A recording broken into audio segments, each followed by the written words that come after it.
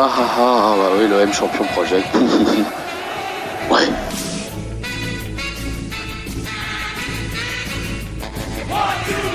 S'il vous plaît, arrêtons avec l'OM Champion Project. Arrêtons.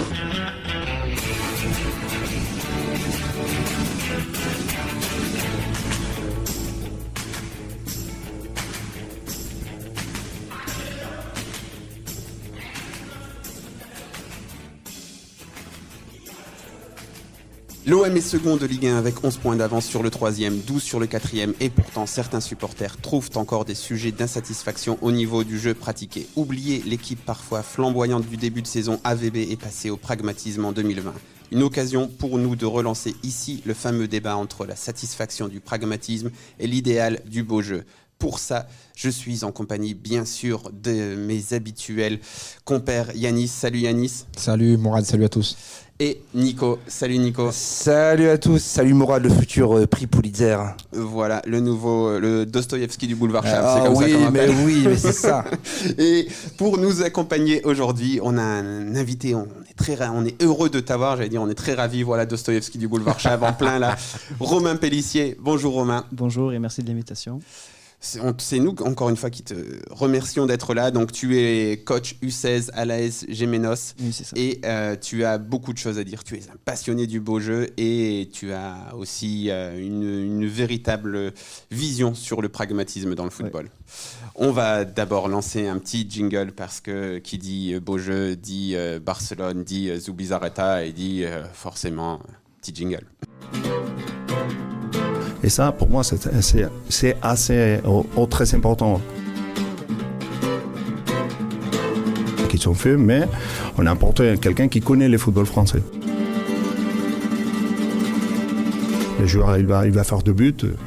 L'équipe, il sera bien, mais tout le public, il sera content. À la fin, c'est l'objectif de l'équipe de football. Coach, parce qu'on a déjà discuté de ça ensemble. Et donc, toi, tu es passionné de tactique, tu es passionné aussi de jeu offensif, tu aimes beaucoup Marcelo Bielsa. D'ailleurs, je te remercie parce que tu m'as beaucoup aidé aussi dans la rédaction de ce livre. Mais au cours de tes expériences sur les bancs de touche, tu es venu aussi à plus de pragmatisme. Et j'aimerais bien que tu nous racontes ça parce que c'est intéressant aussi. Comment tu as pu te dire, OK, les principes de jeu, c'est une certaine chose, mais à un moment, peut-être que je peux faire aussi autre chose. Oui, alors c'était... Alors déjà, mon expérience, elle est assez courte parce que j'ai eu une équipe, une réserve de U17 et une équipe de 15DH l'année dernière. Donc déjà, la première des choses, c'est qu'il faut considérer le football comme quelque chose de complexe. De complexe parce qu'il y a des interactions, il y a un adversaire, il y a un contexte à prendre en compte, tout ça. Et aussi, il y a quelque chose qu'il faudrait plus mettre en avant, c'est... Moi, dans le foot, en fait, je considère un truc, c'est que je ne suis sûr de rien. Je suis sûr, justement, uniquement de ce que j'ai envie de voir, ce que j'aimerais voir, tout ça. Mais je ne vais pas dire que ce que je crois, ce en quoi je crois, soit la meilleure solution tout le temps. Pour chaque situation, pour chaque club, pour chaque contexte, pour chaque saison. Donc déjà, le football est complexe et j'ai envie de te dire qu'il ne faut pas le rendre compliqué. Et ça, c'est autre chose. Moi, j'aime beaucoup Reynald Denoues quand il a expliqué quelque chose, il a dit il faut revenir à certaines bases. Dans le football, il y a un but. Le but, c'est de mettre un but de plus que l'adversaire. Et dans ce cas-là, tu as gagné le match. D'accord ? Tu as le ballon dans un match, tu ne l'as pas. Quand tu ne l'as pas, tu vas faire en sorte de le récupérer. Quand tu le récupères, il faut savoir l'utiliser. Et il faut déséquilibrer ton adversaire. Il faut ne pas se faire déséquilibrer. Tout ça. Ça, c'est des choses c'est des règles. Donc, il n'y a pas de philosophie à avoir sur ça. C'est comme ça. D'accord ? Maintenant, la question qui se pose, c'est comment y parvenir. Et là, qu'on soit d'un point de vue, que tu sois romantique, que tu sois ou pragmatique, même si je pense que les deux se relient forcément, il faut faire en sorte que tes idées, et par exemple, le romantique, lui, va te dire qu'il croit en quelque chose, et je respecte ça énormément. Il croit en quelque chose, il a une vision du football, une vision précise. Et il va mettre en place ça parce qu'il est persuadé que c'est ces pensées-là, son ressenti-là, qui va permettre de gagner à la fin. Parce que le romantique ou le pragmatique, il veut gagner le match à la fin. C'est son ambition, il veut gagner le match. Moi, je considère que, pourquoi ce en quoi je crois, C'est-à-dire que moi, je crois, je veux que mon équipe ait le ballon, et je veux que mon équipe soit le haut sur le terrain, parce que si elle le récupère haut, elle sera plus proche des buts adverses, tout ça. Mais pourquoi ça, ce serait le meilleur moyen, forcément, de gagner un match tout le temps. Ok, Romain, mais tu as dit, je sais ce que je veux voir. Donc tout le monde veut la victoire, n'importe qui. Quelqu'un qui a de grands principes de jeu, Marcelo Bielsa ou un Didier Deschamps, tout le monde veut la victoire, c'est clair et net. Mais tu sais ce que tu veux voir. Et ce que tu veux voir, qu'est-ce que c'est en fait ? Je veux que mon équipe ait le ballon, déjà. J'aime bien... à avoir l'approche d'un match avec mon équipe qui a le ballon. Par contre, je ne veux pas qu'elle ait pour rien. Moi, j'aime bien voir mon équipe. Ma volonté, c'est de voir l'équipe entreprenante avec le ballon, c'est-à-dire qu'elle ait une possession très verticale, qu'on recherche beaucoup d'appui remise, des départs en profondeur, qu'on crée beaucoup d'incertitudes dans le camp adverse. Sans ballon, j'aime bien qu'on le récupère très haut, forcément, parce qu'on a moins de chemin à parcourir pour marquer derrière. Tout ça, c'est ce que je veux. Mais par contre, je pense que ce que je veux ne doit pas primer sur ce qu'il faut. Et des fois, moi, je suis prêt à reconnaître que mes idées-là ne sont pas les bonnes pour un match ou un autre, ou une saison, un contexte, tout ça. Et ça, je suis prêt à le reconnaître. Je suis prêt à le mettre de côté si, dans l'élaboration de mon plan, j'ai estimé que d'autres moyens me permettront de gagner et d'atteindre les objectifs finaux, qui, on se rappelle, de marquer un but de plus que l'adversaire. Il y a aussi un truc, je veux tordre le cou aussi à une idée reçue, c'est que dans le foot, l'équipe qui va le plus déséquilibrer son adversaire, qui va le plus de fois tirer dans la cage, qui va le plus de fois mettre en danger au final son adversaire, elle a plus de chances de l'emporter au final. D'accord ? Parce qu'il y a les victoires 1-0 et les victoires 1-0. Par exemple, moi, quand il y en a beaucoup qui s'extasient devant une victoire 1-0 d'une équipe, mais que celle-ci a concédé 20 tirs par mi-temps, a concédé 10 situations de déséquilibre dans son dos, que ce soit dans son dos ou entre ses lignes d'ailleurs, tout ça, cette équipe-là, son plan n'a pas marché, même si elle a gagné 1-0. Son plan n'a pas marché. Parce qu'on ne peut pas s'appuyer sur quelque chose qui est... Le résultat, c'est quelque chose qui est très... c'est pas palpable. Le résultat ne doit pas être séparé du contenu. C'est-à-dire, il y a la victoire 1-0, mais si derrière, je peux m'appuyer uniquement sur... le gardien fait partie du plan, mais si je dois m'appuyer uniquement sur la maladresse de l'adversaire, sur son état de forme qui n'était pas au rendez-vous, je ne peux pas m'appuyer sur ça, je ne peux pas construire quelque chose sur ça. Mon plan n'a pas marché. Je suis heureux de gagner 1-0, mais je ne peux pas m'appuyer sur ça sur une saison. Tu vois ? Par contre, à l'inverse, il y a le plan d'un coach, par exemple, qui s'est dit, voilà, il a estimé que je vais plutôt jouer bas et je vais plutôt exploiter les transitions pour diverses raisons. Celui-ci n'a concédé très peu de situations de déséquilibre entre ses lignes ou dans son dos, a concédé très peu de tirs et a même déséquilibré plus de fois son adversaire. Ça peut être 3-4 fois, hein, si l'adversaire il a déséquilibré qu'une fois, c'est bon. Et j'ai gagné 1-0, mon plan a marché. Alors, ok, ce que je veux, ce qu'il faut... Et donc c'est un petit peu là-dessus parce que ce sur quoi on va s'arrêter, je pense. Mais on va d'abord donner la parole à mes deux chroniqueurs. Donc qu'est-ce que vous avez pensé de cet exposé de Romain ? Je trouve ça limpide.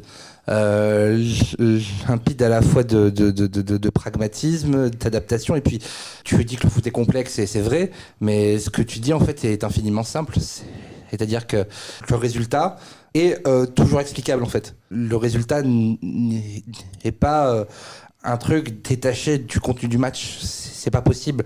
Et c'est pour ça que les entraîneurs qui marchent le mieux et qui ont le plus de résultats, ce sont ceux qui réfléchissent le plus au jeu, parce que ce sont ceux qui font les plans les plus élaborés. Et et au plus tu fais un plan élaboré, donc au plus tu contrôles les paramètres, donc au moins tu as de risques de voir des choses qui ne marchent pas. Donc des démonstrations absolument limpides, quoi. Voilà. Yanis ? Moi, je souscris pas mal à tout ce qui vient d'être dit. C'est intéressant d'avoir Romain avec nous aujourd'hui. Après, c'est vrai que je ne te rejoins pas sur le fait de ne pas se satisfaire de gagner 1-0, même si tu as concédé des occasions. Moi, après, c'est vrai que bon, c'est une question peut-être de sensibilité ou générationnelle. Mais moi, c'est vrai que je suis un petit peu, vous le savez tous, de l'école du résultat. En fait, en tant que supporter de l'OM, moi j'ai grandi dans le traumatisme de la main de Vata. Et la main de Vata, c'est un match aller-retour, une confrontation aller-retour où l'OM avait dominé outrageusement le match aller. S'était procuré énormément d'occasions avec Waddle, Papin, Francescoli. On aurait dû gagner ce match 5 ou 6-1. Et finalement, on s'est fait éliminer piteusement au retour par le but peut-être le plus moche de l'histoire du football. Mais c'est notre débat, c'est anecdotique. Mais par contre, les Portugais ce soir-là se savaient moins forts. Et même lors de ces 2 matchs, se savaient moins forts. Et ils ont joué la carte du pragmatisme à fond. Parce que leur but à eux, c'était d'aller en finale. Et moi, c'est vrai que j'avais 9-10 ans à l'époque. C'est comme ça que je me suis forgé ma passion pour l'OM. C'est de ce traumatisme-là qu'est née ma passion pour l'OM. Et c'est vrai que du coup, tout ce qui en a découlé après mon amour du foot, je suis resté un peu sur l'école du résultat où ce que j'avais toujours envie de voir, c'est de voir finalement l'OM gagner, quoi. Peu importe la manière, quoi. Attention, ne mets pas le micro Pardon. trop proche non plus. Ah ouais. Ça va. Vas-y, continue. Quand tu dis que je me satisfais pas d'une victoire 1-0, je te rassure que si jamais je gagne 1-0 dans ces conditions-là, dans le vestiaire, je casse tout avec mes joueurs dans le vestiaire. Je chante, il n'y a pas de souci. D'accord ? Mais par contre, derrière, dès que j'ai claqué la porte du vestiaire, que je vais rentamer ma semaine derrière, je sais que je ne vais pas m'appuyer sur ce contenu-là. Je ne vais pas m'appuyer sur ce match-là. Parce que ce match-là, si je me base sur ça sur les prochains matchs, qui me dit que l'adversaire va autant rater ? Ça n'a pas marché ce que j'ai fait. Par contre, oui, d'un point de vue d'un supporter, moi je sors, mon équipe a gagné dans ces conditions-là, je suis le plus heureux du monde. À la fin, je suis très content. Par contre, après, en tant que technicien, je vais essayer d'avoir un recul nécessaire pour me dire, oula, attention, ça a marché une fois, peut-être marché 2 fois, mais dans le foot, c'est prouvé quand même que l'équipe qui est le moins mis en danger et a le plus mis en danger son adversaire gagne ses matchs et réussit ses objectifs. Ça, je le prends en compte tout le temps. Alors justement, parfaite transition, parce que Nico, tu vas prendre la parole maintenant, parce que tu as fait un tweet polémique, comme on dit, ça c'est bien. Les tweets polémiques, ça fait du RT et des insultes, ça c'est ce que tu cherchais. C'était mon objectif, de me faire insulter, c'est une de mes grandes passions dans la vie, effectivement. Voilà. Et donc tu reprochais un petit peu au moment de l'ouverture du score du LOSC, ce qui est très intéressant, parce que là on est en plein dans la réussite, et etc., dans le résultat, le pragmatisme. Donc à ce moment-là, tu dis... voilà, à force d'insulter le football, ça devait nous arriver, etc. Donc, bon, la formule était peut-être un petit peu forte, mais qu'est-ce que tu reproches en fait à cet OM de Villas-Boas qui justement faisait exactement ce que Yanis et Romain étaient en train d'expliquer, c'est-à-dire que ça fait des semaines que l'OM gagne 1-0, 2-0, enfin voilà, de manière petite, en concédant très peu et en même temps en concédant très peu aussi d'occasions. Donc, il y a moins cette insatisfaction que pouvait compter Romain. Mais qu'est-ce que tu reprochais, toi, à l'OM de Villas-Boas ? Déjà, par rapport au contenu du tweet, c'est pas quand l'OM vient de prendre un but que t'es le plus clairvoyant. Tu vois, c'est pas le moment où t'es vraiment le plus pertinent, donc la formule est peut-être un peu forte, effectivement. Moi, en fait, j'étais énervé sur ce moment-là parce que ce but, on l'a tous vu arriver, ce but de Lille. C'est-à-dire que pendant au minimum une 50aine de minutes, l'OM prend le bouillon et puis l'OM accepte de subir. Tu vois, je vais développer ensuite sur mon intérêt pour le beau jeu, sur l'importance que ça a pour moi. Mais c'est là, moi, j'avais l'impression, et certes, moi, je suis qu'un supporter, je suis pas du tout coach, et mes connaissances en tactique sont pas les plus élevées, très clairement. Mais j'avais le sentiment que c'était pas les bons ingrédients pour obtenir le résultat qu'on cherchait. Ça fait 25 ans que je regarde du football, et en 25 ans, à chaque fois qu'une équipe ne fait que défendre, 8 fois sur 10, elle finit par encaisser un but au moins, quoi. Donc j'ai été très insatisfait de ça parce que j'avais le sentiment que l'équipe se trompait et que Villas-Boas se trompait. La suite a évidemment m'a fourni un cinglant démenti que nombre de supporters à l'esprit taquin ont su me signifier. Mais il y a eu aussi un réarrangement tactique de Villas-Boas qui a, je pense, fait un peu remonter le bloc. Notamment, Morgan Sanson a joué plus haut, plus proche des attaquants. Et il y a eu aussi, je pense, un retournement mental. Dès qu'ils ont pris le penalty, Lille, on ne sait pas trop pourquoi, ils ont commencé à se désagréger un petit peu, et ils ont fait sortir Loïc Rémy aussi, qui n'était pas la meilleure idée. Bref, on s'en fout d'eux. L'idée, en fait, c'est que moi, je suis fan de foot et je suis fan de l'OM. c'est pas forcément la même chose. Tu vois, c'est que moi, je vais adorer voir une belle équipe jouer au football. Pour prendre un exemple récent, l'Ajax l'an dernier, c'était passionnant de les voir jouer. C'était un vrai plaisir. Et encore l'Atalanta Bergame qu'on a vu cette semaine. J'étais au ciné hier avec madame et j'ai passé un excellent moment, mais on aurait peut-être dû y aller ce soir, mais c'est pas grave. J'aime les belles équipes de football, mais j'aime aussi voir l'OM gagner. Pour moi, c'est pas forcément le même mécanisme. Je vais pas réclamer à l'OM de bien jouer. C'est pas, je veux pas que mon équipe joue bien forcément. C'est pas un truc qui va m'obséder, qui va être un truc éliminatoire. Est-ce que tu, donc comme vous le savez tous, j'ai écrit un livre. Achetez mon livre. Ah bon? 16,90 €. Je rigole. 16,50 €, je rigole. Mais dans ce livre, Sarah, une supportrice qu'on avait déjà reçue ici, me dit un truc que j'ai beaucoup aimé. Elle me dit, en fait, Bielsa m'a donné ce que je ne savais même pas que je pouvais attendre du football. Oui. Et moi, en fait, en lisant cette phrase, elle est restée en moi parce que je me dis, ben, clairement, Bielsa te donne ça. Il te dit, oui, tu as le droit de jouer aussi comme ça. Et moi, je pense que c'est que tu as le droit aussi. Et quand tu dis, je sais pas si ça va ensemble, etc., moi, ça me fait un petit peu penser à ça. C'est que tu as peut-être le droit aussi de demander à ton équipe qu'elle joue bien. Oui, mais ça, c'est quelque chose que Marcelo Bielsa nous a éduqués, nous a appris. Il nous a montré qu'un autre football était possible et qu'un football vertueux. Et puis, les matchs de Marcelo Bielsa, en tant que supporter, je les vivais différemment, en fait. Je les vivais plus intensément que ceux, par exemple, de Villas-Boas, là, sans parler de ceux de notre ancien entraîneur. Il y avait l'intensité que mettait l'équipe, et puis peut-être le panache et les valeurs, et puis l'espèce de tension que mettait l'équipe, pour résumer très grossièrement, elle influait sur mon expérience de supporter. Et je vivais le match plus intensément, et je vivais les résultats plus intensément, et très clairement, cet OM-là n'était pas comme les autres. D'ailleurs, dans tout le stade, l'ambiance était différente pendant cette saison-là. Il y avait en fait une espèce d'électricité qui s'emparait de tout le stade, mais qui était un écho à ce qui se passait sur le terrain. Donc très clairement, le beau jeu, c'est pas mon obsession, mais quand l'OM fait un beau jeu avec une intensité, je kiffe plus. Et pour revenir à ta question et finir ce long tunnel de parole, Villas-Boas nous a donné en première partie de saison de vraies séquences très haut contre Montpellier, me semble-t-il, et puis Brest, Bordeaux, contre Brest où on fait un match incroyable, et puis contre Bordeaux où on fait un quart d'heure où même leur goal est acculé sur la ligne de 6 mètres. Enfin ça, j'ai ressenti de nouveau cette espèce de grande tension tu pousses derrière eux, tu dis encore, donnez-moi ça, encore, tu vois. Et le fait qu'ils nous aient retiré ça et qu'ils sont entrés dans une logique de calcul, qui parle de points tout le temps, qui parle d'écart tout le temps, je le comprends.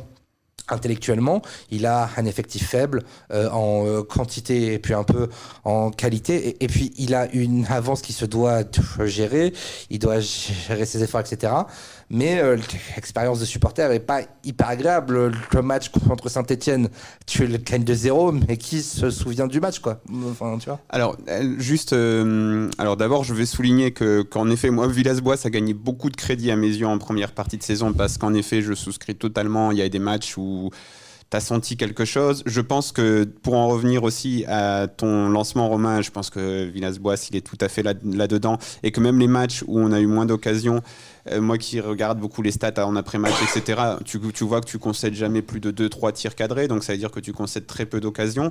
Mais bon, après, il y avait ce manque de tension, etc. On va sans doute y revenir un peu plus tard, mais je voulais te poser cette question sur la lecture, ce que fausse un petit peu un résultat. C'est-à-dire que de temps en temps, j'ai l'impression que le résultat, c'est un espèce d'anesthésiant pour le supporter. C'est-à-dire que si on se prend ce 2-0 de Loïc Rémy, même si l'OM se réveille et l'OM réduit le score, mais on perd 2-1, tous les supporters derrière vont dire allez, pourquoi forcément tu t'es mis à jouer pendant les 20 dernières minutes. C'est le discours de Villas-Boas. Villas-Boas, en conférence de presse, a dit on a vu 70 minutes de football défensif et 20 minutes de football offensif.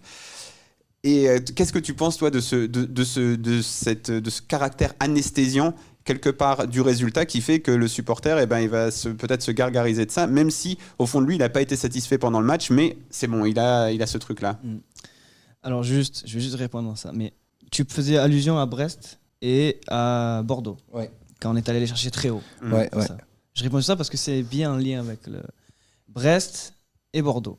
Quand Villas-Boas et son staff a bossé ces matchs-là, ils ont observé quoi en premier ? Que c'était des équipes joueuses. D'accord, des équipes joueuses qui n'hésitaient pas à relancer court. Forcément.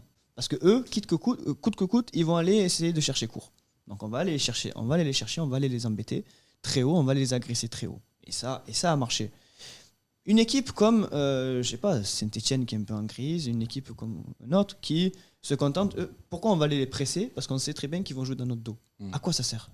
À part faire plaisir à certains et dire c'est beau, mais en tout cas, tu as 60 mètres entre ta ligne défensive et ton but, et tu vas te mettre en difficulté. Il y a une phrase qui m'aura toujours marqué, c'est celle de quand Manchester United, Ajax, Mourinho, quand il dit l'Ajax était hyper fort dans leur pressing sur les milieux adverses, mais nous, nos défenseurs centraux n'ont jamais cherché à jouer sur nos milieux.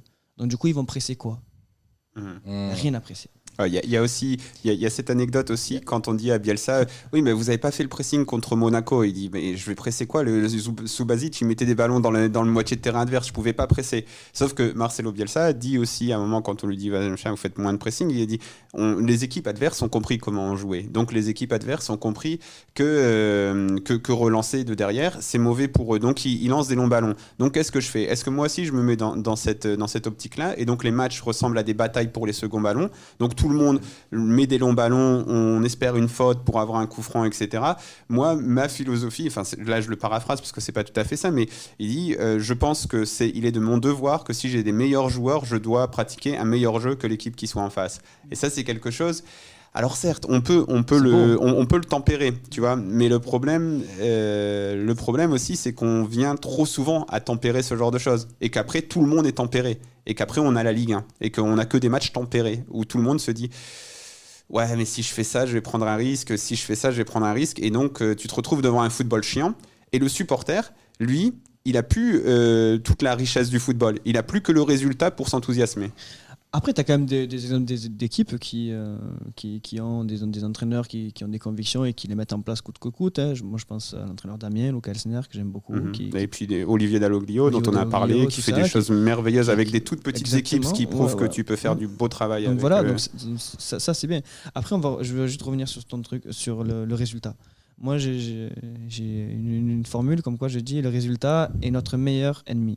C'est-à-dire que nous, on est en tant que coach, surtout, on va passer notre temps dans les analyses de la conception de nos séances, dans la conception d'un plan de jeu, à se défaire de ce résultat-là.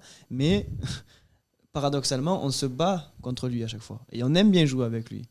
Parce qu'au final, il n'y a que ça qui va nous faire, dans un sentiment d'extase, dans une victoire, quand l'arbitre siffle, que tu as pris les 3 points, c'est incroyable. En tout cas, moi, je le ressens comme ça. J'adore ce sentiment-là et je suis drogué à ça. Tu vois. Mais comme tu dis, ça, il peut être très dangereux. Très dangereux. Parce qu'effectivement, et moi, je pense que Villas-Boas et son expérience et tout son staff, il sait très bien que si l'arbitre ne siffle pas hors-jeu sur le but de Rémi, c'est un tout autre match. Donc, il sait très bien que ce résultat-là, la part, déjà de la technologie, la VAR, donc, et la part de hasard et d'incontrôlable, ce sur quoi je ne veux surtout pas m'appuyer dans la conception de mes séances, il sait très bien que là, elle a joué un rôle important. Donc du coup, il y a des choses à revoir. Il y a beaucoup de choses à revoir. Est-ce qu'on n'aurait pas pu mettre un peu plus de pression sur leurs centraux avant le match, parce qu'on a vu que ça les a mis en difficulté? Est-ce qu'on n'aurait pas dû encore mieux contrôler nos espaces entre les lignes? Est-ce qu'on n'aurait pas encore mieux contrôler notre profondeur? Tout ça, il doit le prendre en compte, malgré le fait qu'on ait gagné 2-1. Après, voilà, moi je pense aussi que sur ce débat, parce qu'on va l'ouvrir un petit peu avec Yanis, mais sur l'OM en bien particulier, je pense qu'il y a un contexte extrêmement particulier à l'Olympique de Marseille, qui est celui que tu as un effectif très court, que tu t'es mis un petit peu sur le devant de la scène en faisant ces déclarations par rapport à Paul Aldridge, etc., que tu sais que l'OM a grandement besoin d'une qualification en Ligue des Champions et que tu as 2 mois où tu vas jouer tous les 3 jours. Donc tu as un petit peu envoyé ça de côté. Et ce que moi je me demande, c'est est-ce que tu peux revenir à plus de jeux après avoir joué voilà, un petit peu sécurisé. C'est le même entraîneur, c'est les mêmes joueurs, donc je pense que c'est envisageable. Il y a peut-être aussi une question de fraîcheur physique, tout simplement. Le truc, moi, c'est que Villas-Boas, je l'ai critiqué ce soir-là, mais ce soir-là, comme tous les soirs précédents, il a donné l'impression que tu gagnes ou pas, mais d'avoir une idée et de l'avoir appliquée dans tous les cas. Ça marche pas, mais c'est un entraîneur qui est toujours en contrôle et qui est proactif sur les matchs. Et qui maîtrise vraiment ce qu'il fait, on peut le dire aussi. Et qui maîtrise ce qu'il fait. Mais pour la première fois sur ce match de Lille, en fait, enfin non, pas pour la première fois, il y avait des matchs que j'ai trouvé aussi très très négatifs. Le déplacement à Amiens, le déplacement à Dijon, c'était des matchs, même le match à Rennes, tu le gagnes sur un coup de dé, quoi, tu vois. Et cette impression de maîtrise, je l'ai moins trouvé là que dans les matchs qu'on a cités précédemment, quoi. Yanis, vas-y. Moi, j'ai un peu une autre lecture du travail de Villas-Boas. Je trouve que son année qu'on vit actuellement à l'OM, c'est un petit peu le résumé de sa carrière. Je m'étais beaucoup intéressé à son parcours, à son arrivée. Et c'est vrai que j'avais lu qu'il était très dogmatique à ses années à Porto et qu'il est devenu un petit peu plus pragmatique au fur et à mesure. Il a un petit peu mûri dans sa réflexion. Et moi, vous vous souvenez, en début de saison, je vous avais partagé une idée.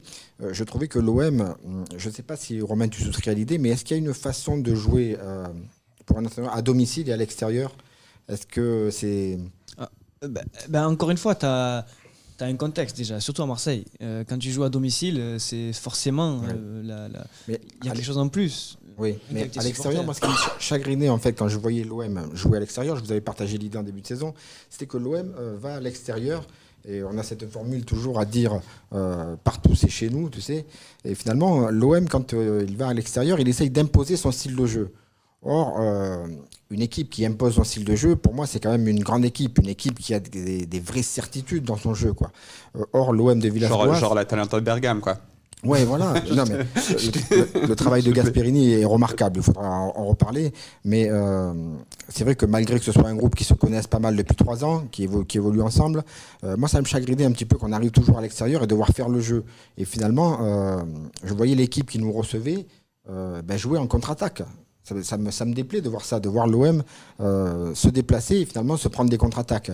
Et je trouve que Villas-Boas a réajusté le tir quand il est allé... Yanis, ok, mais t'es l'OM. Attends, habituellement, à chaque fois, habituellement, parce que est-ce que ça colle ça avec ce que les supporters veulent penser que doit être l'OM? C'est-à-dire que quand tu vas à Lyon, ok, peut-être, mais quand tu vas à Amiens, est-ce que tu te dis pas en tant que club olympique de Marseille, tu dois faire le truc? Quand on va à Angers et que Villas-Boas abandonne quelque peu la possession du ballon à Stéphane Moulin, qui en est le premier surpris, d'ailleurs il l'a dit en conférence de presse, j'étais surpris qu'on nous abandonne le ballon, mais moi j'ai envie de lui dire, mais Stéphane, c'était chez toi là, c'est à Angers le match, c'est à toi de jouer. Nous on se déplace, on vient, on gagne, on s'en va, quoi. Moi je trouve que là Villas-Boas a pris un petit peu conscience dans quel championnat il était tombé. La Ligue 1, c'est quand même c'est très juste. De la relative faiblesse de ce championnat, où de plus en plus il faut finalement lâcher le ballon. Alors ça fait peur un petit peu pour l'avenir, mais finalement tout le monde, personne n'ose prendre des risques. On préfère lâcher le ballon et contre-attaquer et finalement battre l'adversaire de cette façon. Tu vois, Romain, on en revient à ce que je te disais, c'est-à-dire que tout le monde se tempère et qu'au final, tu as un championnat tout tempéré et tu as un championnat où plus personne, il y a trop de concessions qui est faite par tout le monde. Le théorème de Marcello. Le théorème de Marcelo, j'ai des meilleurs joueurs que toi, donc je dois mieux jouer que toi. Je n'y souscris pas forcément. J'adore Marcelo Bielsa, vous le savez, mais je trouve que l'OM actuellement, comme je te dis, je n'aime pas que l'OM essaye de jouer comme une grande équipe qu'il n'est pas forcément. Certes, on a des joueurs de meilleure qualité que dans l'effectif d'Angers, ne serait-ce qu'un Dimitri Payet. Il n'y a pas d'équivalent dans l'effectif d'Angers d'un Dimitri Payet. Mais je crois que ça doit être Choub, hein, c'est pas... pour atteindre le résultat qui est de gagner le match, je ne sais pas s'il faut forcément être l'équipe qui prend le plus de risques, quoi. Vas-y, Romain. Après, moi, tu vois, au cours de mes courtes années de formation, là, je me suis toujours efforcé, soit par l'écriture ou par la réflexion, à essayer de simplifier au maximum ma conception du football. C'est-à-dire que déjà, bien jouer. Bien jouer, c'est quoi? Donc déjà, moi, je me suis fait une réflexion, et ça, je me le suis écrit.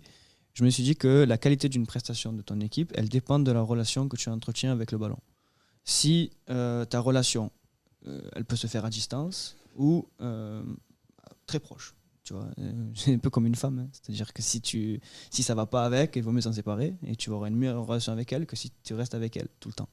Donc du coup, ça, il faut essayer de l'élaborer. Moi, je pense qu'on peut être en contrôle sans le ballon et on peut être en contrôle avec le ballon. Si tu n'as pas le ballon, tu dois contrôler tes espaces. Et là, tu es en maîtrise. Si tu as le ballon, tu dois contrôler ta possession, donc limiter le risque de contre-attaque et créer du danger dans le camp adverse. C'est la logique des choses. Tu vois. Donc du coup, bien jouer, c'est quoi? Pour moi, bien jouer, c'est mettre en place un plan. Et dans ce plan-là, et c'est ce plan-là qui t'aura permis de concéder le moins de situations dangereuses dans ton camp et que tu en as créé le plus dans le camp adverse.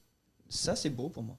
Ça, là, tu as bien joué. Et puis, le bien, c'est universel pour moi, et le beau, c'est subjectif. Mourad, il préfère quelque chose, tu préfères quelque chose, je préfère autre chose, tu préfères autre chose, tu vois, tout ça. Ça, c'est subjectif. Mais le bien dans le football, le bien, quand on dit que tu as fait quelque chose de bien, on en revient à la règle du jeu. La règle du jeu, c'est mettre un but de plus que l'adversaire. Ça, c'est bien. Beau, ça, c'est la sensibilité. Hein. Je te montre un tableau, tu vas me dire, j'aime pas, toi, tu vas me dire, j'adore. Et c'est vrai qu'il y a des équipes qui n'ont pas beaucoup de possession, dont on peut dire qu'elles font des beaux matchs. Enfin, écoute, c'est très possible. Pour moi, si tu refuses le ballon, si tu veux le donner à l'adversaire, il ne faut pas que ce soit uniquement par peur ou par crainte, parce que tu n'as pas le choix, parce que tu n'as pas travaillé autre chose, tout ça. Il faut que ce soit un choix et une volonté de ta part. Stratégique. Il faut que ce soit stratégique. Exactement. Et il faut que ce soit aussi en relation avec tout un contexte pour le but final. Exactement. Et on a des exemples de matchs que l'on peut considérer comme défensifs qui ont été très marquants. Moi, j'ai deux exemples. Un qui est un peu particulier, c'est le retour de Barcelone-Inter avec Mourinho là, en 2010. Mais il y avait eu un carton rouge, un contexte, tout ça. Mais un exemple, moi, de match défensif un peu plus vieux et qui m'avait beaucoup marqué quand j'étais jeune, parce que j'étais un peu outré, mais avec le recul, je dis bravo, c'est la demi-finale de l'Euro 2000 entre les Pays-Bas et l'Italie. Les Pays-Bas, ils ont eu une armada offensive avec Kluivert, Bergkamp et compagnie. Après, ils concèdent beaucoup, et notamment des pénaltys, je pense, sur ce match-là, l'Italie. Ça se termine au tir au but, en fait. Mais de mémoire, en fait, les Italiens ont très vite compris qu'ils n'allaient pas marquer ou qu'ils n'allaient pas gagner dans le jeu. Et ils sont dans un match de résistance. Et il y a un vrai plan qui est mis en place. Je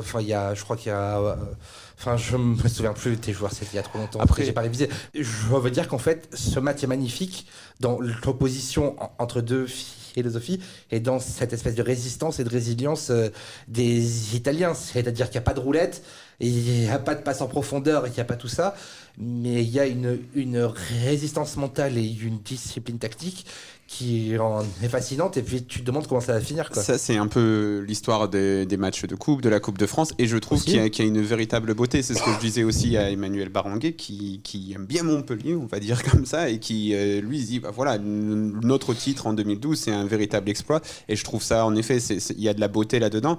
Mais pour en revenir à ton truc sur la règle, donc la règle, marquer un but de plus, c'est bien.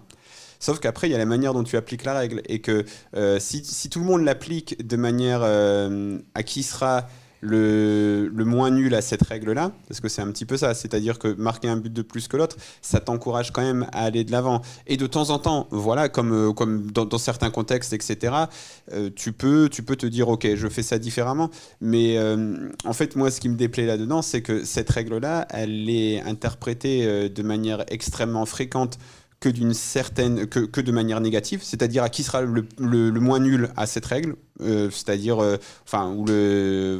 celui qui concédera le moins et qui arrivera à marquer le minimum. Donc tu prends la règle un peu par le bas, et qu'à chaque fois que tu as une équipe et le supporter, tu le flattes, tu l'anesthésies avec un résultat, donc il se dit ça va, tout va bien. Alors qu'à chaque fois que tu as une équipe comme l'Ajax, l'Atalanta Bergame ou l'OM de Bielsa, tout le monde s'extasie de fou, quoi. Et donc ça dit quelque chose sur le supporter, sur ce que le football pourrait lui apporter, surtout à un niveau professionnel. Parce qu'à un niveau professionnel, pour moi, tu as une dette envers le public. C'est-à-dire que sans le public, le football n'est pas professionnel. Sans le public, tu n'as pas ces millions, tu n'as pas cette industrie, donc tu lui dois quelque chose. Et le problème, c'est qu'on l'éduque toujours par l'interprétation de cette règle d'une manière négative.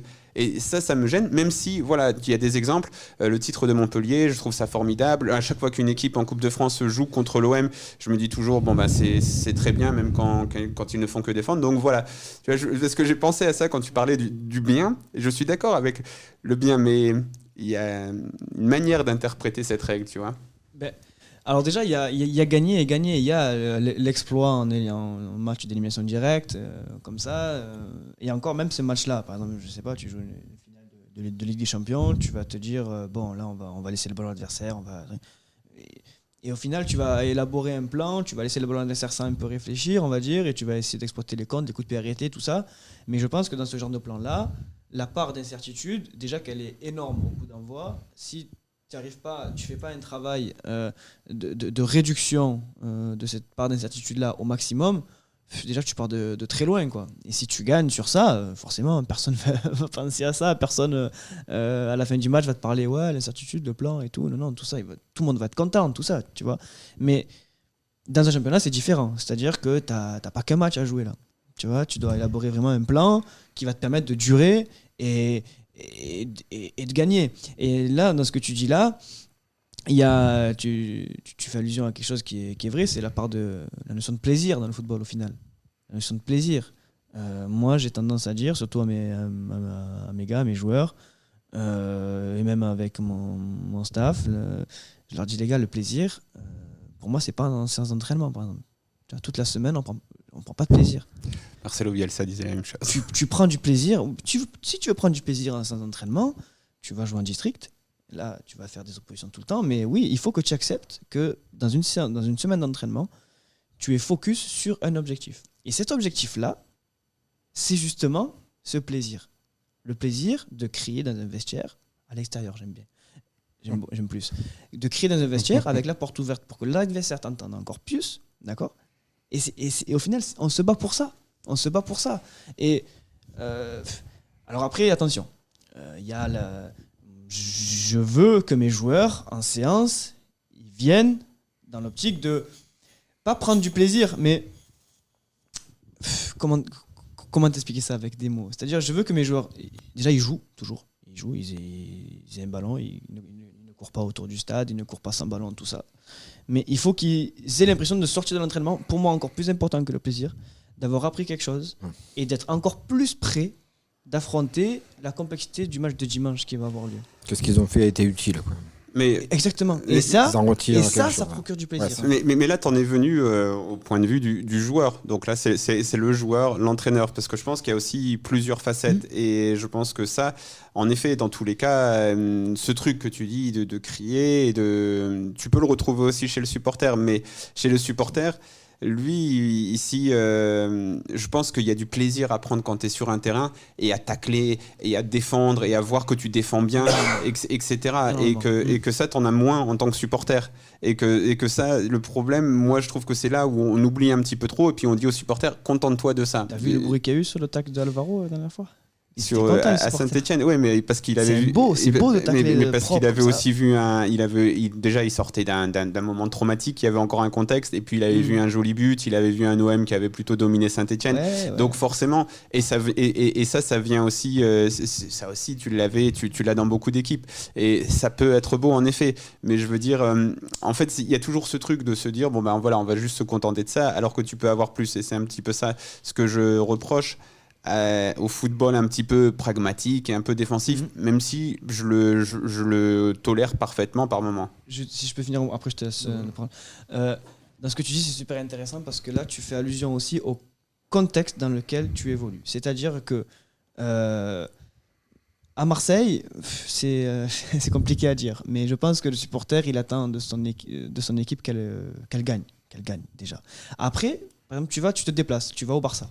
D'accord ? Tu vas au Barça, tu es nommé entraîneur du Barça, première conférence de presse, tu dis voilà, moi je suis pragmatique, j'ai des joueurs qui vont vite devant. j'ai des bons défenseurs, donc je vais mettre un bloc bas et on va attaquer et on va faire que des attaques rapides. On va essayer de marquer aussi ce coup de pied arrêté et tout ça. Mais ça passe pas là, parce que culturellement il y a quelque chose. Tu vois ce que je veux te dire? Mais par contre, tu vas à l'Atlético. Je sais pas si tu as vu l'ambiance qu'il y a eu hier. C'est un très bon contre-exemple parce que l'Atlético, c'est vraiment mais quelque culturellement, chose. bon, Simeone, il en est pour beaucoup. Mais culturellement maintenant, ils sont habitués à ça. Ils aiment voir leur équipe ne pas laisser d'espace entre leurs lignes. Mais je sais pas si t'as vu. Ouais. Ils y tiennent. Voilà, c'est l'holismo, c'est un vrai truc. Mais j'ai envie de te dire que c'est un romantique. Parce qu'il a son idée du truc et il veut mettre en place ça. L'Atlético, je trouve que c'est un super exemple et parce que c'est aussi identitaire et qu'il y a quelque chose. Mais quand tu dis que c'est Diego Simeone, il y a pas longtemps, je sais pas si tu connais ce site qui s'appelle Coach Voice. Oui. Et il y a Simeone, il dit: je connaissais parfaitement l'identité de l'Atlético Madrid, je savais qu'il voulait une équipe qui défendait, qui se battait de cette manière-là, etc. Et donc c'est ce qu'il leur a donné. Vas-y, à toi Nico. Tu disais, Romain, que Simeone c'est un romantique, exactement. Il a une radicalité dans son jeu. C'est vrai. Très clairement, et on le voit, enfin c'est un dictateur quoi. Je parlais d'équipe pas forcément avec de la possession et de la vitesse devant laquelle tu peux prendre du plaisir, et ça c'est un excellent exemple. Là l'équipe est un peu moins bien depuis quelques temps. Il y a 2-3 ans, tu voyais jouer l'Atlético sur un gros match et c'était un plaisir. Tu prenais du plaisir à regarder cette équipe. C'était un plaisir, exactement. Je crois que c'est pour je sais plus quel très grand match de l'Atlético Madrid qu'ils avaient remporté en Champions League. Arrigo Sacchi après avait dit tu vois que cette équipe est réussie ce qu'elle fait parce que tu pourrais mettre une ficelle entre les jambes des joueurs et elle ne se tendrait jamais, tu vois. C'est ce que j'ai fait littéralement en séance un jour. Tu es sur les pas de Diego Simeone. Alors j'avais un côté sadique parce que j'avais entouré de ficelles la main des joueurs. Il faisait assez froid. Ouais. Je parle bien dans le micro. Et elle était assez fine cette ficelle. Donc du coup quand il s'écartait trop, ça me faisait mal à la main. Donc, du coup il s'écartait pas.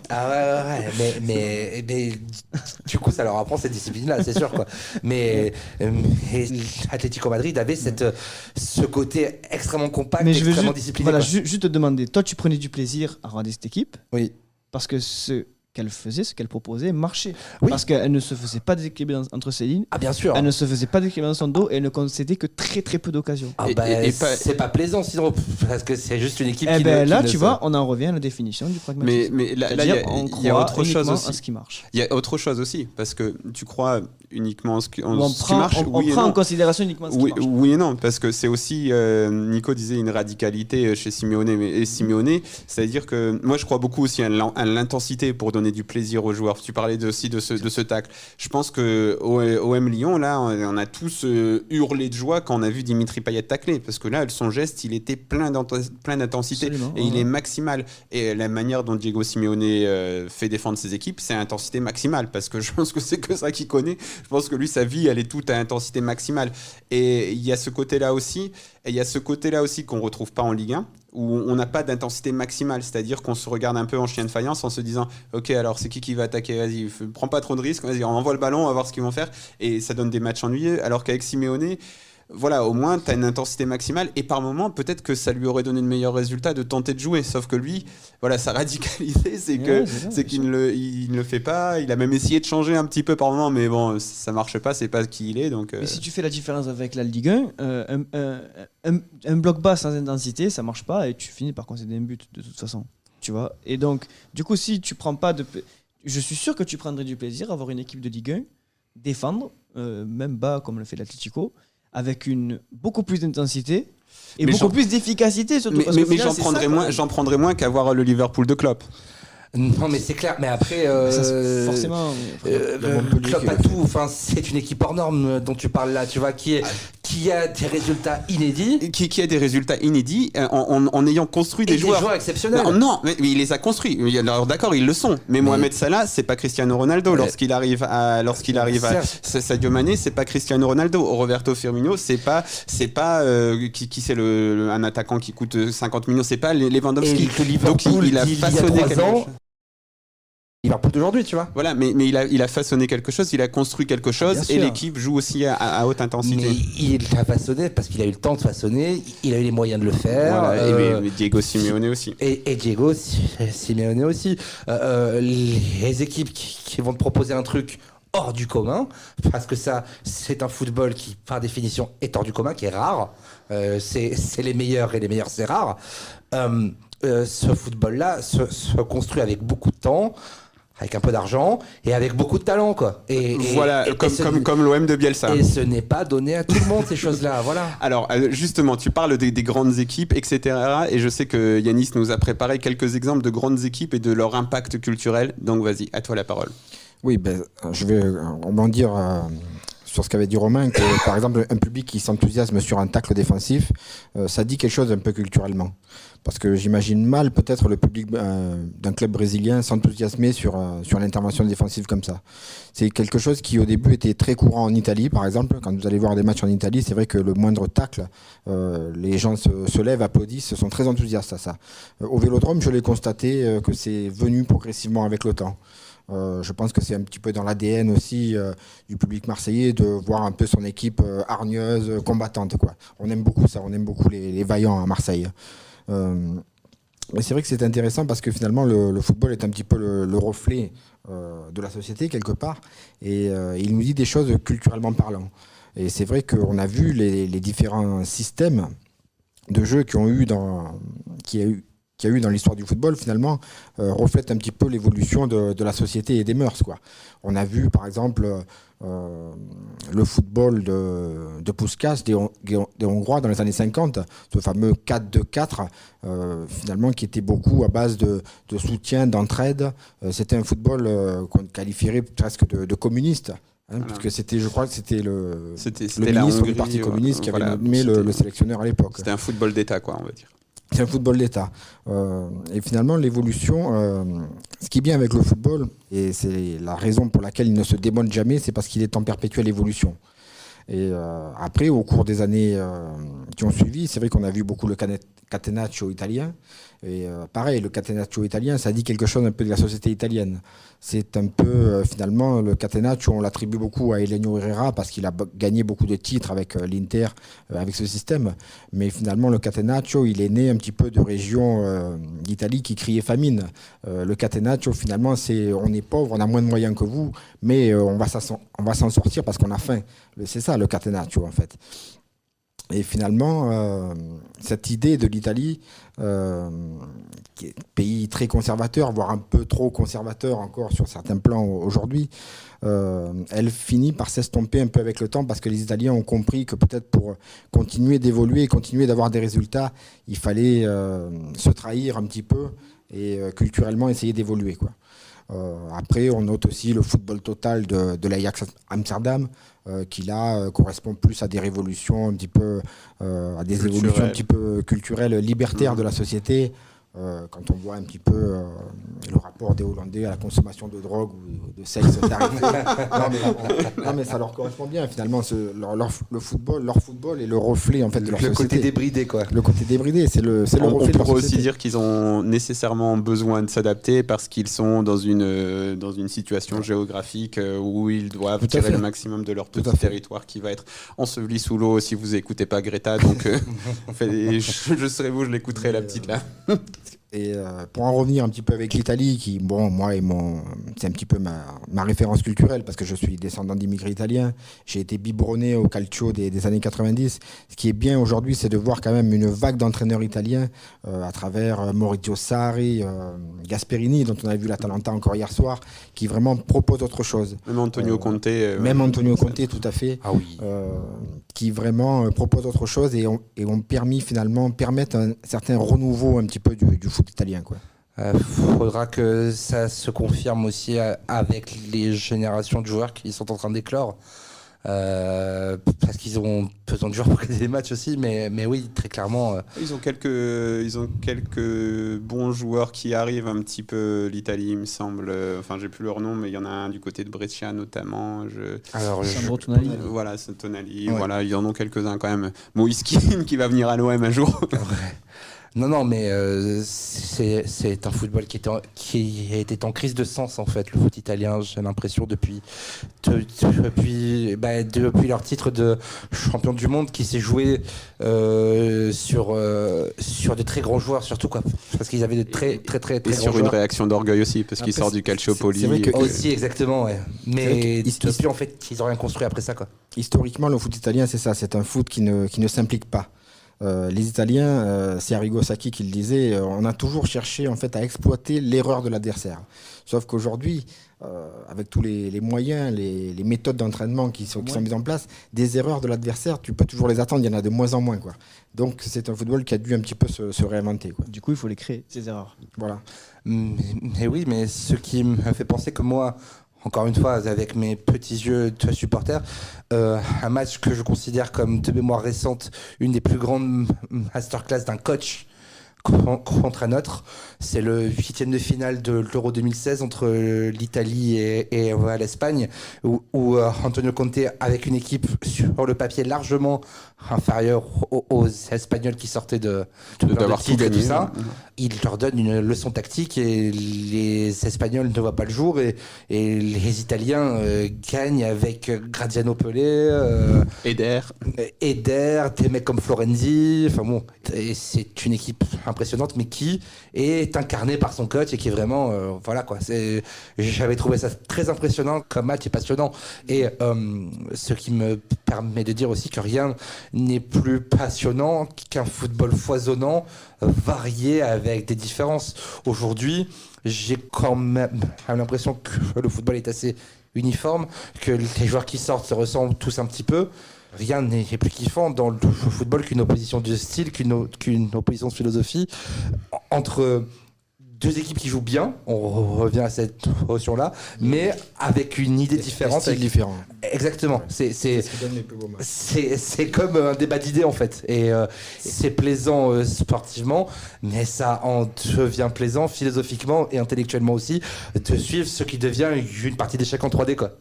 Après, ce que disait Yanis, c'est super intéressant dans l'histoire du football, retracer le système et essayer de les lier à un contexte social, politique, tout ça. C'est super intéressant parce que tu mets en lumière vraiment toute la complexité du jeu, du football.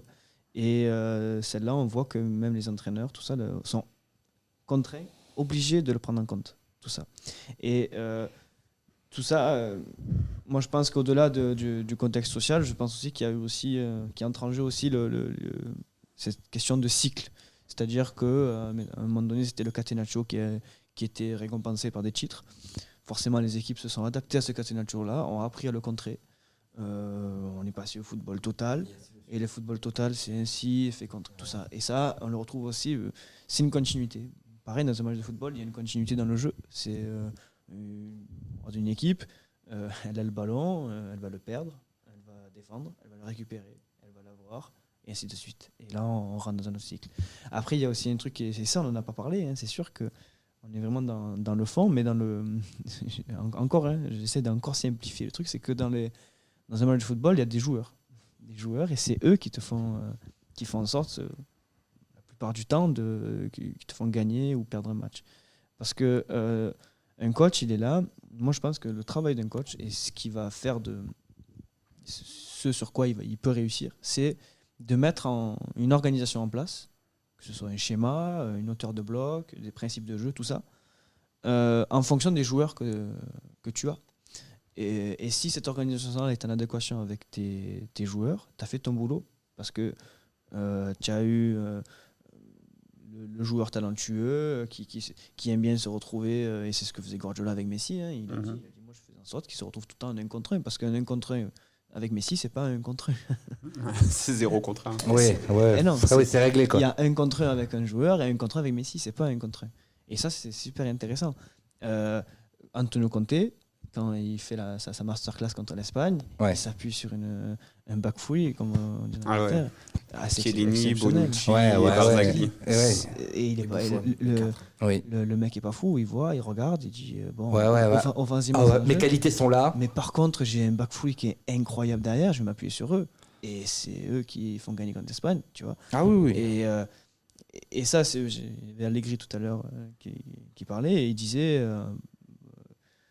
au final, c'est pas les schémas qui te font gagner des matchs. Sinon, il disait que Messi, Ronaldo ne vaudrait pas 150, 200 millions d'euros. Ce serait ton 4-3 qui vaudrait 400 millions d'euros. Alors, tu vois. Ah oui, bah oui, c'est. Donc au final, tu auras un 4-3-3 avec certains joueurs et un autre avec d'autres. Après, ça va dépendre de comment tu vas l'organiser en fonction de tes joueurs. Ouais. Tu parlais du coup de coach, c'est ce que disait Yanissa, mais de coach en fait qui tient compte de ta culture du club où il exerce et de coach qui en fait adapte son schéma aux joueurs qu'il a à sa disposition. Et en parlant de ça, me vient en tête un coach qui est en fait l'antithèse de ça, qui s'appelle Rudy Garcia. Plus on avance et moins je comprends ce coach, moins je comprends ce qu'il anime, moins je comprends sa philosophie. Peut-être qu'il est perdu, c'est possible, mais c'est un coach qui ne se remet pas en question. C'est un coach qui force ses joueurs un peu comme un crayon dans un taille-crayon, tu vois. On a bien vu ce qu'il a fait faire à Germain ou à Mitroglou chez nous. Et puis c'est un coach qui ne tient pas compte du contexte où il est. À l'OM, il a multiplier les provocations et les choses pas correctes sur et en dehors du terrain. Et il fait exactement pareil à Lyon. Enfin, il fait des déclarations copier-coller, quoi. Stop au Garcia bashing. Non, mais on l'a assez fait. Oui, mais ce que je veux dire, en fait, c'est que dans ce football d'aujourd'hui où on a pris la mesure de l'importance des coachs, des systèmes, et où je pense que dans le foot de haut niveau aujourd'hui, ce qui n'était pas forcément le cas avant l'arrivée d'un Guardiola, on sortait d'une dizaine, voire d'une quinzaine d'années de foot un peu plus flottant dans la fin des années 90, début des années 2000. Comment, dans ce football d'aujourd'hui, un Rudy Garcia continue à avoir des contrats et à entraîner à très haut niveau, quoi. Ça devient un mystère, quoi. Parce que Rudy, Garcia, c'est quelqu'un qui utilise beaucoup le ressort psychologique. Oui, voilà. D'ailleurs, il l'a bien fait lors de ses 18 premiers mois à Marseille, ça a très bien fonctionné. Sauf que c'est vrai que c'est quelque chose de fondamental, le ressort psychologique, la motivation et l'envie des joueurs, c'est quelque chose de fondamental. On a beau mettre les meilleures mises en place que tu veux, s'il n'y a pas cette motivation chez le joueur, tu n'arriveras à rien. Et c'est vrai que Rudy Garcia arrive à jouer avec ça, sauf que comme tu dis, il presse un petit peu trop ses ressorts, qu'au bout d'un moment, il les casse. Et que finalement, le ressort psychologique, ça ne peut pas tout faire dans le football, quoi. Ça ne dure qu'un temps, quoi. Il est sur un court-termisme permanent, en fait. Le court terme, le résultat immédiat pour continuer. Je gagne des jetons pour continuer à jouer, en fait. Et le truc, c'est qu'au bout d'un moment, il y a des mains où tu n'as plus de cartes et où tu claques tous tes jetons et après t'es à poil, quoi. Mais d'ailleurs, attention un petit peu, parce que ce ressort psychologique, André Villas-Boas s'en est aussi servi cette saison, parce qu'il a quand même su redonner confiance à un groupe qui était complètement en perte de repères, et il faudra, à mon avis, injecter du sang neuf pour avoir une continuité dans ce qu'il est en train de faire à l'OM. C'est vrai qu'on ne doit pas sous-estimer le côté revanchard et le ressort mental d'un certain nombre de nos joueurs. Je pense à Payet, à Mandanda principalement, mais aussi des mecs comme Sanson. Mais ce truc-là est accompagné aussi d'un certain nombre de principes de jeu. Donc même si psychologiquement tu es moins là, même si physiquement tu as moins de fraîcheur, tu peux te réfugier à tes principes de jeu, en fait. Et c'est, je pense, ce que l'OM a fait finalement ces dernières semaines, c'est qu'il y a un coup de moins bien avec la répétition des matchs et avec la difficulté des adversaires. On s'est réfugié vers le fait de ne pas prendre beaucoup d'occasions, et puis voilà. Voilà, pour repartir un petit peu aussi sur un truc plus global, il y avait donc il y a un entraîneur de volleyball. Je regarde pas du tout le volleyball, mais j'ai commencé à écouter ce mec et je me dis waouh, il est vraiment brillant dans tout ce qu'il dit. Et en fait, il expliquait, moi j'ai toujours fait en sorte que mes équipes, que le public s'identifie à mes équipes. Et parce que là, on a parlé de beaucoup de choses. On a parlé par exemple de Simeone. Je pense que le public s'identifie parfaitement à Simeone. Je pense que On a parlé aussi de la Hongrie, des Pays-Bas, de l'Ajax. D'ailleurs, la Hongrie, les Pays-Bas, on retient vraiment que les winners. Hein. La Hongrie 54, les Pays-Bas 74, 78, ils ont bien gagné. Oui, enfin, les Pays-Bas, tu retiens aussi celle des années 90 qui est exceptionnelle. Non, mais 2000, après les Pays-Bas des années 70. Donc, bon, bref, c'est oui, petit aparté, mais dans tous les cas, je pense qu'il y a un truc, voilà, il faut que le public, parce que, tu vois, c'était très intéressant de t'avoir, Romain, parce que toi, tu nous as beaucoup parlé du côté un petit peu comment motiver les joueurs. Toi, tu réfléchis beaucoup au football, à comment le mettre en pratique.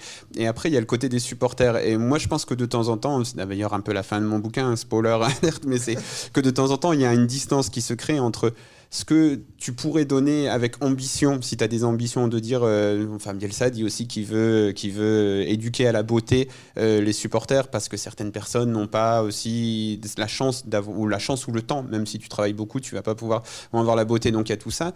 Et dans tous les cas, tu vois, le fait de s'identifier, quand on parlait de Simeone par exemple, c'est vrai que Simeone c'est un contre-exemple parfait du cliché qu'on pourrait me reprocher d'être, parce que, mais en fait moi le football, c'est juste que je veux un football identitaire, pas identitaire, mais identifié et voilà, identifié, qui crée de l'identification, voilà, un football qui crée de l'identification.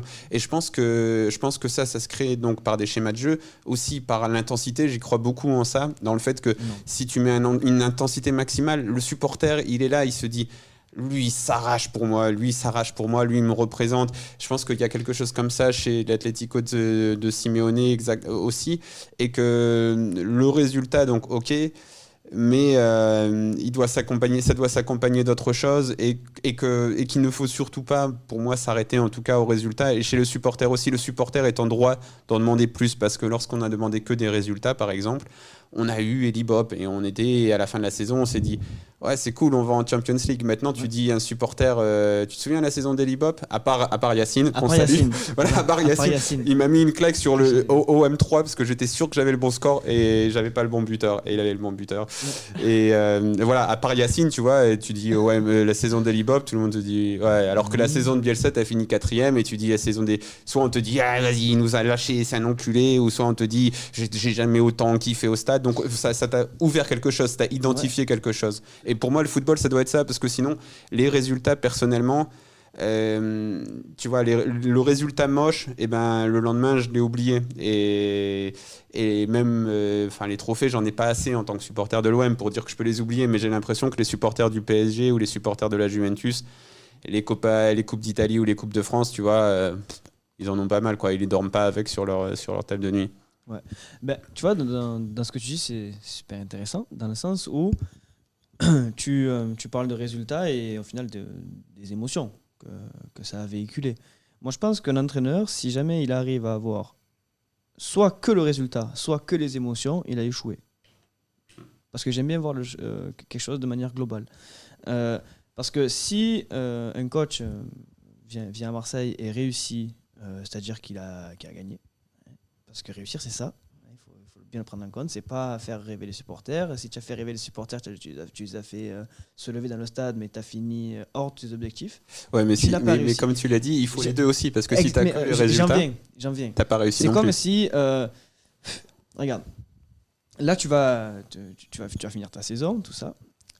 Et au final, on va retenir que de toi que bon, tu as gagné 1-0, allez, bof, on passe. Tu as réussi, très bien, mais les supporters attendaient quelque chose d'autre. Or, en début de saison, quand tu arrives dans cette équipe-là, tu dois tout prendre en compte. Tout prendre en compte. Bien évidemment, le résultat, au final, il faut que tu arrives dans tes objectifs-là, mais aussi, il y a des attentes qui sont là. Et ça, tu peux pas dire non, mais c'est bon, n'attendez pas ça, ça arrivera pas. Non. Et c'est les supporters, ils décident, ils étaient là avant toi. Donc, ils attendent ça également. Et on en revient avec l'histoire du Barça. Si tu gagnes avec que du bloc bas et des transitions rapides, tu n'es pas renouvelé l'année prochaine. Et ils ont essayé le Barça, parce qu'avec Valverde, ça fait 3 ans il n'a pas fini la saison. Voilà, mais ils ont quand même vraiment essayé. Lyon Genesio aussi, il a les résultats. Ouais, mais les supporters attendent quelque chose d'autre. Donc du coup, mais par contre, si après tu me poses la question, tu me demandes de choisir, Romain, tu préfères que les émotions ou si tu as droit qu'à un des deux.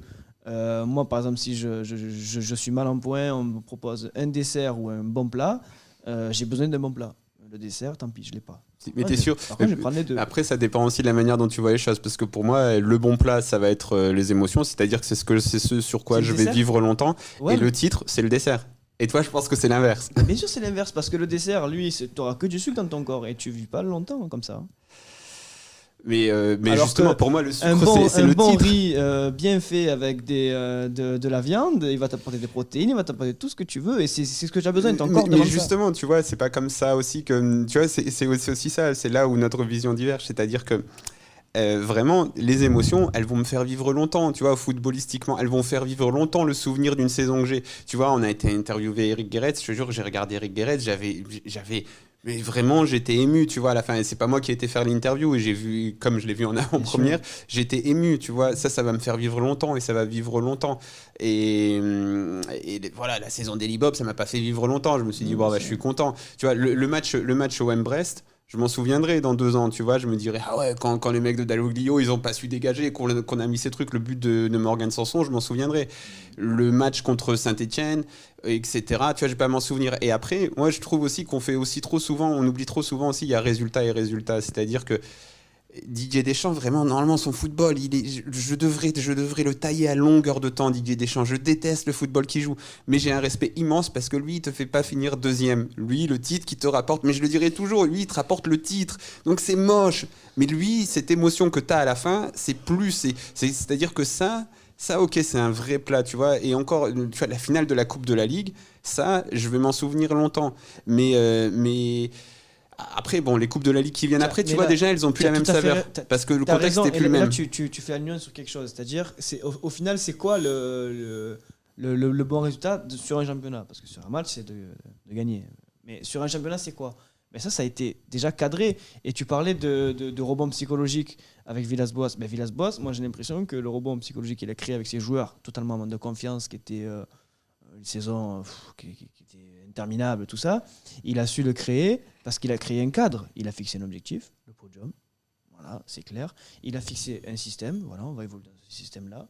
Et au niveau des matchs, oui, on va être prêt à s'adapter à certains. Et les victoires aidant. Et ça, c'était cadré. Et du coup, les joueurs, déjà, ils n'avaient plus ce côté-là. Parce que déjà, je parlais d'incertitude, c'était déjà réduit pas mal. Parce que déjà, on savait comment on allait jouer. On savait que des fois, on allait laisser le ballon à l'adversaire, on allait s'adapter. On savait tout ça. Et on savait ce qu'on devait faire. Donc au final, le plat final pour l'OM, là on sait ce que c'est de finir maintenant c'est deuxième. Voilà, c'est ça un peu le problème, c'est que maintenant déjà, c'est moi j'ai deuxième. beaucoup aimé quand il a mis Paris un peu hors catégorie. Et ça renforce encore cette idée-là, dans le sens où voilà, notre objectif c'est ça. Le titre, on va pas y penser pour l'instant. Il y a Paris, c'est hors catégorie. Mmh. C'est vrai qu'il pour l'instant, il leur a enlevé une grosse pression en disant ça. Énormément. Mais moi, en tant que supporter, quelque part, j'y ai pas vraiment goûté. Quand même. ouais, Alors c'est tu n'es bon pas pour encore un l'ego. vrai pragmatique. Bah ouais, parce que ça fait un peu mal au cœur. Mais le club du département 75 est en crise. Ils ont des matchs difficiles à jouer. Merci la Suisse. Ils viennent au Vélodrome. On peut revenir à 7 points. Ils peuvent faire des mauvais résultats. Nous, on est sans pression. Si dans 3-4 matchs tu reviens à 4 points, là tu peux commencer à rigoler. Quoi. Attendez, parce que là j'ai un raisonnement à vous faire. Parce que, donc voilà, encore une fois, Didier Deschamps, donc je le respecte parce qu'il te rapporte le titre. Là, on est dans un football où le titre il est plus possible en France. Ça me désole. Et le pire, c'est que je souscris parfaitement à l'analyse de Villas-Boas. Ça fait 7 ans qu'on se met machin au MPSG, c'est bon, c'est pas la peine. Donc je souscris parfaitement à ça. Donc le titre, il est pas possible. Donc l'émotion finale, la vraie émotion finale, c'est celle de la tête de Souleymane Diawara en 2010 ou du pointu de Mathieu Valbuena, tu l'as pas, c'est pas possible. Donc justement, donne-moi quelque chose d'autre. Même si là encore une fois, je suis satisfait de la saison de Villas-Boas étant donné le contexte, étant donné qu'il m'a donné ces choses-là en première partie de saison, et j'attends maintenant qu'il la termine en beauté. Et je te dirais, c'est une très belle saison. Il a parfaitement réussi son coup et tout. Mais sur le côté pragmatique et non pragmatique, on est en train de s'inscrire dans un football mondial. Ou alors, si t'es l'Olympique de Marseille, donc déjà t'es pas Brest ou Dijon, donc t'es l'Olympique de Marseille, le championnat de France, t'oublies. Les coupes, on me dit aussi qu'il faut oublier, même si là je pense que tu as une chance, mais on m'a dit qu'il faut oublier. Les coupes d'Europe, tu vois, la Ligue des Champions, c'est mort aussi. Donc il faut que tu crées quelque chose. Ouais. Sinon on va continuer à se satisfaire. Voilà, là c'est parfaitement acceptable par rapport à ce qu'on a. Mais moi je veux de l'identité. Je veux que tu me donnes quelque chose. Étape par étape. Mais Ouais, tu mais- sais très bien que même étape par étape, il te faudrait 15 ans pour rattraper le PSG. Il faudrait que l'Arabie Saoudite envahisse le Qatar. Ce qu'on leur souhaite pas. Donc je dirais Il bagarre. faudrait voir, mais ça fait combien de temps que le deuxième était plus proche du premier que du troisième en France? Je sais pas. Ouais, c'est vrai. Mais Je sais pas ça, mais il faudrait voir. non, mais oui, ce que tu dis là, Mourad, est hyper intéressant. Moi, c'est un truc qui me travaille aujourd'hui. Moi, si on termine sur le podium, je suis content. Mais je suis pas content pour les 60 millions d'euros et pour les transferts ou je sais pas quoi. Moi, je suis juste content parce que c'est le statut et la place de l'OM d'être en Champions League et d'être dans les 32 meilleurs européens, tout simplement. Mais oui, moi, je vois ce problème existentiel. C'est que être deuxième, pour moi, c'est pas une source de joie. Je vais pas me balader à poil dans le Vieux-Port, tu vois. Mais ce que je veux dire, c'est que quand tu es supporter de l'OM, quelles sont les joies qui te sont accessibles? Tu n'auras pas de titre, c'est très improbable. Les performances en Coupe d'Europe, ça paraît compliqué. Donc oui, à minima, autant gagner des matchs en jouant bien, effectivement. Et puis encore les titres, voilà, parce que vraiment, là, j'ai eu cette illumination, mais vraiment, tu vois, je respecte Deschamps parce qu'il a les titres, et maintenant on me dit oui non mais les titres aussi ça n'existe pas. À un moment on va m'enlever quoi? On va me dire oui non mais l'identification à ton équipe aussi on te l'enlève. Non, le titre c'est mort, ça on te l'enlève, ça on te l'enlève. Ouais. Il y a un moment donc tu laisses quoi? Tu dis juste au mec comment tu préfères consommer le match de foot, et ça c'est un peu embêtant. On va aller dire ça. Tu resteras les tifos. Et encore de moins en moins. Bah, de moins en moins. Mais bon, après, je pense qu'on est tous d'accord pour dire que l'idéal sur ce truc pragmatisme et truc, c'est qu'on veut tous le résultat. Et que l'idéal, et même la meilleure chose, si on veut montrer un exemple de société, c'est d'obtenir le résultat en pratiquant un beau jeu, parce que c'est aussi un meilleur exemple que tu donnes à toutes les personnes qui te regardent. Bah après, tu vois, je vais essayer de faire un petit parallèle avec, on en faisait un petit peu avec tout à l'heure, avec quand tu faisais allusion au système et au contexte social, tout ça. Le romantisme, et même le plus grand des romantiques, peut-être Marcelo Bielsa, hein, qui te dit ne tombez pas amoureux de vos idées. C'est-à-dire que même lui, il sait qu'il ne faut pas tomber amoureux de ses idées. Tu vois, et même lui te le dit. Et on voit, même hors foot, là, on voit dans l'histoire où ça a conduit, ça, de tomber amoureux de ses idées. Ça a conduit au fascisme, ça a conduit au nazisme. Parce que Hitler, quand il était au pouvoir, il était persuadé que c'était la meilleure solution. Mussolini, pareil. Staline, pareil, tout ça. Et ça a conduit au désastre. Parce que les mecs étaient certains de leur truc. Ils étaient enfermés dans quelque chose et ils ne voyais pas ce qu'il y avait autour. Il ne faut pas mettre Marcelo Bielsa au pouvoir dans un pays. Et ils avaient... ce que je te disais là, en début, ils avaient complètement omis l'hypothèse du risque de pouvoir se tromper. Hitler, à aucun moment, par exemple, il s'est dit peut-être que je fais ça, mais peut-être c'est pas la bonne solution. Hein. Ah, mais là, c'est pas de ça dont on parle, puisqu'on a expliqué qu'il existait différentes manières de créer de l'identité et de créer. Mais c'est juste de ne pas. Bielsa a perdu des matchs en Ligue 1 par excès d'adaptation et excès de mise en place de ses idées. Mais Bielsa, moi, je peux pas lui en vouloir parce que au final, il était persuadé que c'était le meilleur moyen de gagner son match. Voilà, comme Didier Deschamps le fait aussi, parce que moi aussi, tous les 2 ans, je déteste ça, de voir tous les 2 ans, il y a un mec qui dit Didier Deschamps, c'est quoi après un match nul tout pourri en Bulgarie ou en Biélorussie, quelqu'un va dire Deschamps, vas-y, dégage, tu nous montres pas de jeu. Mais t'étais là, t'étais bien content quand t'as célébré le titre. Donc si tu veux le titre de Deschamps, tu as aussi le 0-0 en Biélorussie. Au mondial, il fait 0-0 pour le 3e match de poule, alors qu'ils sont déjà tous les deux qualifiés, tout le monde lui est tombé dessus. Voilà, qu'est-ce qu'il allait risquer de blesser un joueur? Tout le monde sait que Deschamps, il fait 0-0, il passe au tour suivant. Tout le monde parce qu'après, ce dont tu parles aussi, tu vois, le truc, c'est que le football aussi, c'est un exemple merveilleux, mais c'est pas aussi sérieux que la politique. Et moi, j'aime beaucoup cette idée aussi que tu supportes quelque chose. C'est pour ça aussi que je me dis qu'il est hors de question maintenant, tu vois, d'aller contre Villas-Boas maintenant, tu vois, parce que c'est comme s'il avait gagné du crédit, tu vois, tu gagnes du crédit à mes yeux, et après je te supporte parce que tu gagnes ce crédit, ou parce que l'idée de ton football me le force à te supporter. Et ce problème le problème du résultat, c'est qu'il force la girouette aussi. C'est-à-dire que la girouette, voilà, comme le match de Lille, je suis persuadé que si on le perd 2-1 en faisant plus ou moins 70 minutes de football défensif, 20 minutes football offensif, tout le monde se plaint derrière. Et après, forcément, tout le monde, et comme tu as gagné, tout le monde tombe sur Nico, alors que tout le monde aurait dit que c'était un visionnaire si Tout à fait, mais c'est pour ça que je te dis que c'est notre meilleur ennemi. Il est là et à chaque fois, c'est un leurre, souvent. Souvent, ça paraît comme un leurre. Et c'est souvent aussi le plus gros des dogmes, le résultat, parce que le résultat, il est indiscutable. On ne peut rien baser de concret en s'appuyant uniquement sur le résultat. Il est beaucoup trop aléatoire. Il est beaucoup. Au final, on se bat contre lui, mais on ne le contrôle pas. Tu vois, on va juste se battre contre en essayant de réduire son incertitude. Et comment on la réduit, il faut prendre des exemples. Ben oui, l'équipe qui a le plus de chances d'obtenir un résultat positif, c'est celle qui va être la plus entreprenante, la plus déséquilibrante et la plus opaque. Voilà. Et ça, c'est important. Et je ne mets pas sur le même point d'égalité le football et la politique, tout ça. C'est juste pour te montrer, c'est t'apporter un exemple sur le danger des certitudes et d'être enfermé dans ces idées-là. Et on peut prendre des exemples un peu plus tranquilles. Là, récemment, ils ont découvert que Marseille était né à Martigues, finalement. Ils ont découvert que encore plus ancien, mais tout le monde pensait que la Terre était plate.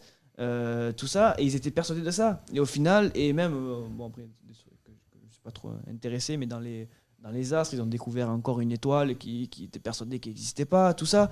Et ça, c'est des choses que, même dans des cas scientifiques, des cas où on était quasiment sûr de tout, même là, il y a toujours cette part d'erreur. Bien sûr. Bon, je pense qu'on va peut-être s'arrêter là parce qu'on est à plus d'1 heure d'enregistrement.